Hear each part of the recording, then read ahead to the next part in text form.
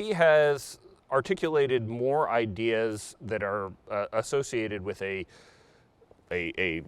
what used to be considered more extreme version of Russian nationalism that essentially says that there's a greater Russia that comprises all of the East Slavic peoples, which are the Russians, Belarusians, and Ukrainians, and alarmingly that Ukraine doesn't even really exist or shouldn't even really exist as a separate nation state.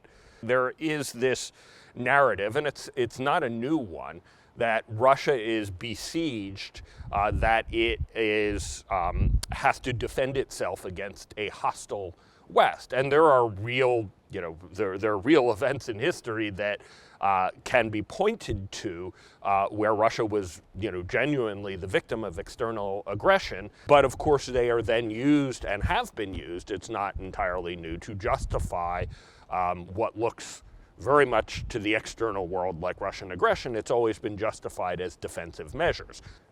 The expansion of NATO is something that really has been definitive of Putin's assumption that Russia is being besieged again. And it's not just Putin. The fact that in the late 90s and early 2000s, NATO expanded to include first former satellite states of the Eastern Bloc, and then even some of the former Soviet republics, the Baltics, Estonia, Latvia, and Lithuania, was seen as a threatening move. And no amount of Western assurances that NATO was no longer directed against Russia convinced Putin, or really anybody. And in fact, a debate can be had about the methods of NATO expansion back then, but that has nothing really to do with what's going on now. So the short way to put this is that there is nothing at the current moment that suggested Ukraine was going to join NATO.